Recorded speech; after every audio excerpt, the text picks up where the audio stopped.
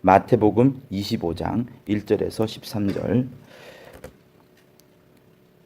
그때의 천국은 마치 등을 들고 신랑을 맞으러 나간 열 처녀와 같다 하리니 그 중에 다섯은 미련하고 다섯은 슬기 있는 자라. 미련한 자들은 등을 가지되 기름을 가지지 아니하고 슬기 있는 자들은 그릇에 기름을 담아 등과 함께 가져갔다. 신랑이 더디 오므로 다 졸며 잘세. 밤중에 소리가 나되 보라 신랑이로다 맞으러 나오라 하매 이에 그 처녀들이 다 일어나 등을 준비할세. 미련한 자들이 슬기 있는 자들에게 이르되 우리 등불이 꺼져가니 너희 기름을 좀 나눠 달라.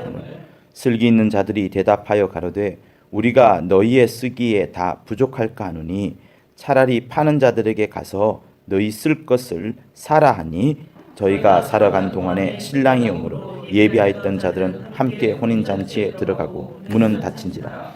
그 후에 남은 처녀들이 와서 가로되 주여 주여 우리에게 열어주소서. 대답하여 가로되 진실로 너희에게 이르노니 내가 너희를 알지 못하노라 하였느니라. 같이요. 그런즉 깨 있어라 너희는 그날과 그 시를 알지 못하느니라. 이스라엘의 결혼식은 3번이 있습니다. 정혼을 먼저 하지요. 예수의 부친과 모친이 정혼을 먼저 하고 그리고 육체의 어떤 관계를 맺지 않은 상황에서 약속만을 갖고서 결혼한 것처럼 이제 합니다. 그리고 난 다음에 두 번째 결혼식이 이 본문에 있는 것처럼 신랑이 신부 집으로 와요. 근데 신랑이 신부 집으로 오는 때는 정해져 있지 않습니다. 대충만 알 뿐이지 딱 이렇게 못을 박지 않아요. 그래서 신부는 정혼을 한 이후로부터 실제 남편이 올 때까지 사모하며 기다리고 있습니다.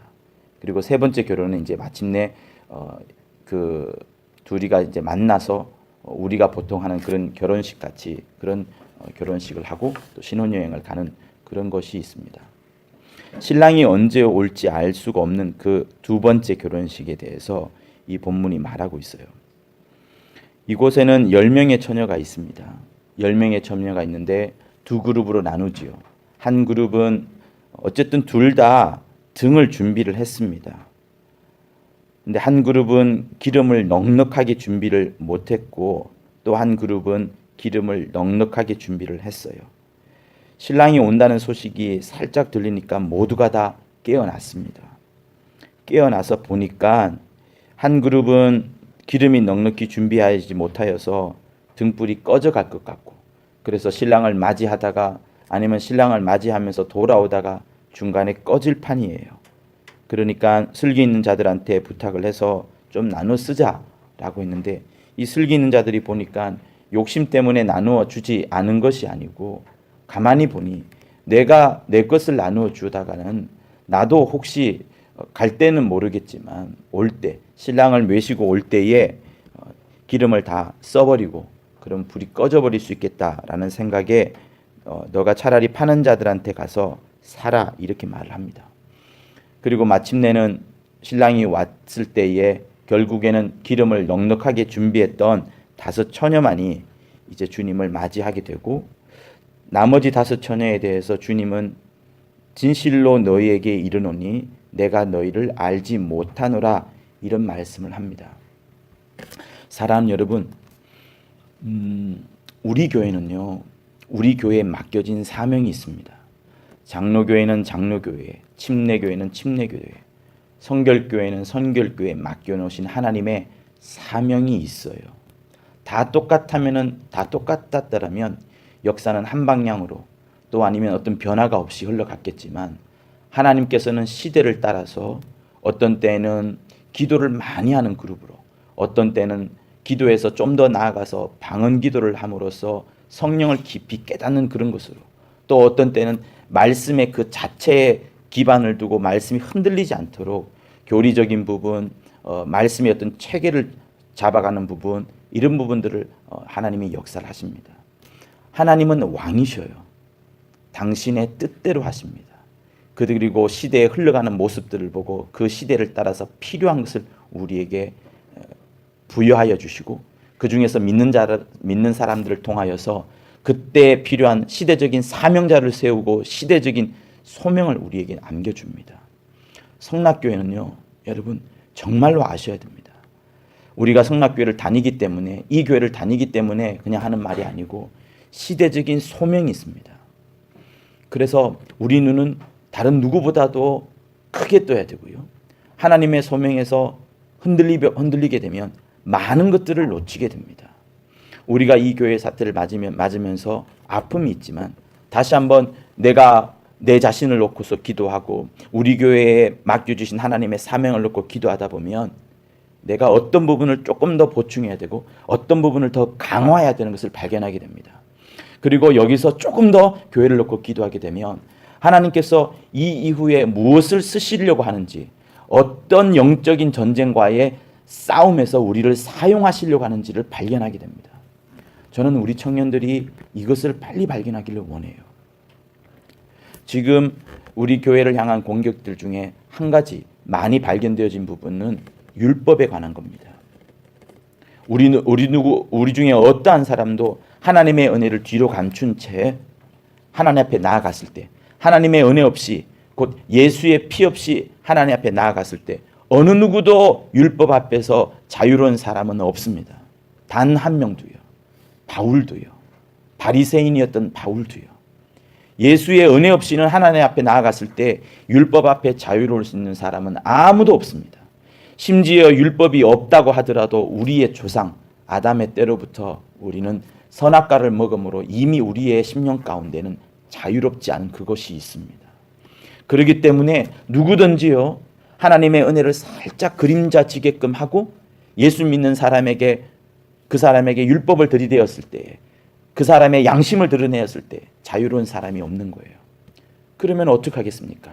우리는 이 양심에 굴복해야 되나요? 아니라 이때에 더 우리가 부각시켜야 되고 하늘의 빛처럼 빛나게 해야 되는 것은 무엇이냐면 주님의 보혈의 공로, 그 은혜가 크다.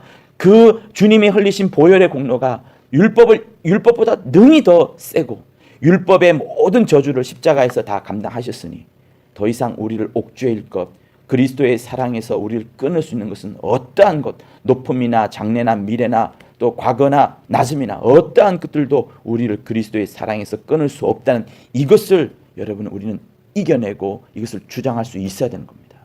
이 문제는요, 비단 올해의 작년의 문제만이 아니고 이후에도 우리 교회가 또 이후에도 크리스찬들이 믿음을 갖고 나아갈 때 언제든지 부딪히는 그 문제일 겁니다.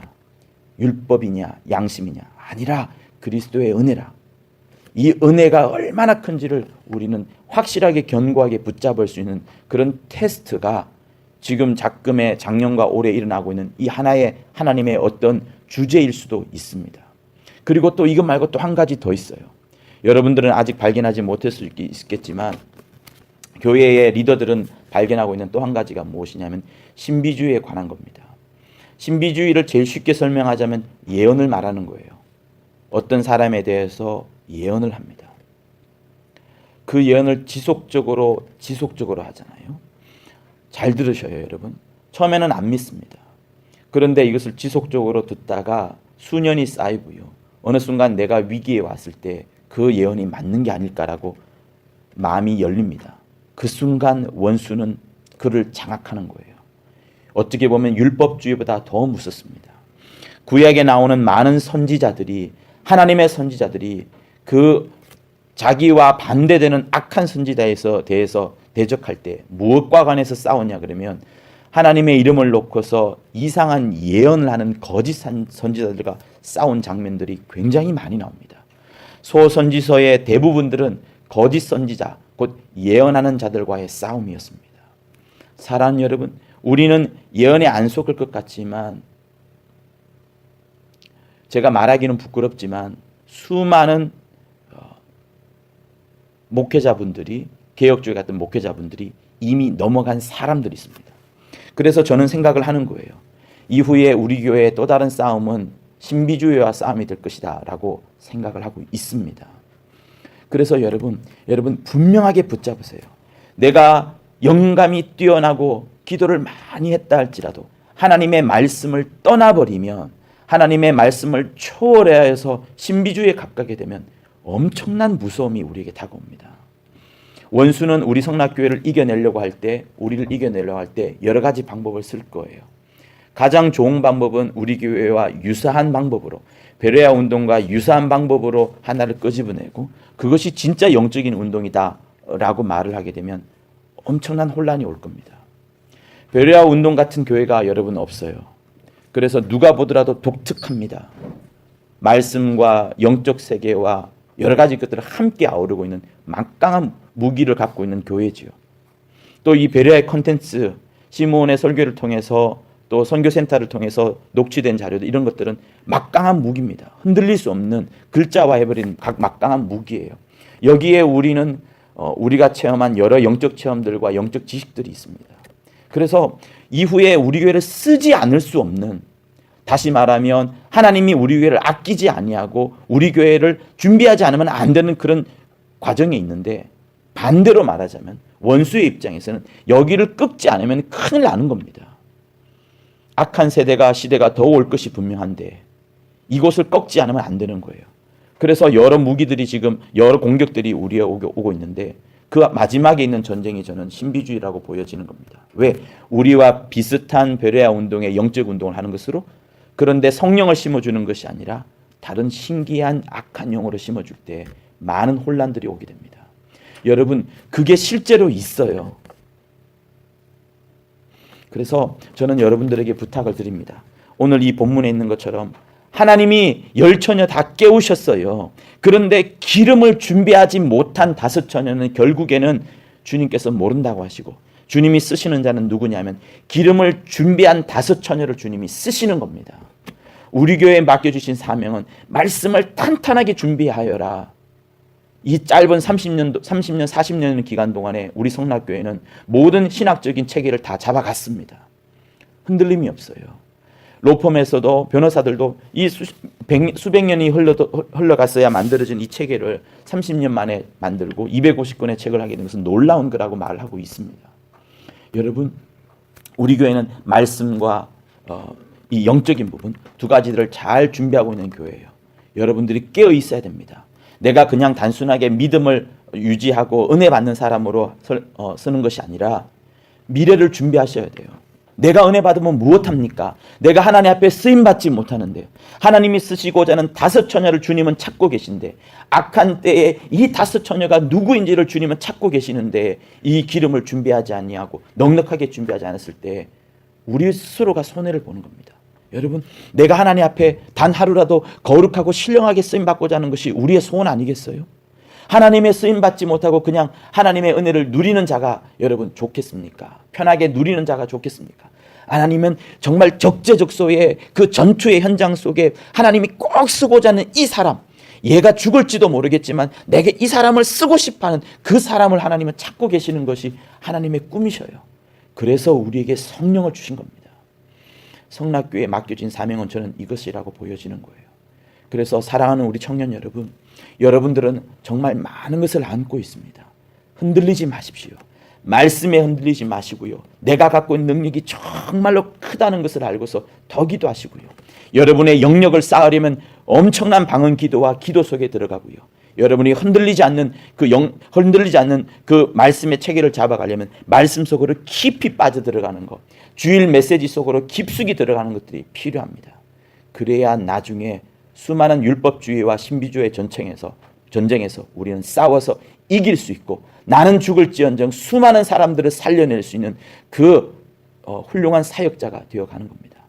여러분들의 꿈을 크게 넓히시고 정말 하나님이 쓰시는 자, 하나님의 것을 누리고 즐기고 웃고 하는 자가 아니라 하나님이 쓰시는 자, 전장에 보낼 때에도 정말 나를 쓰시는 자로 만들어가는, 기름을 넉넉하게 준비하는 우리 귀한 청년들 되기를 예수 이름으로 부탁을 드립니다.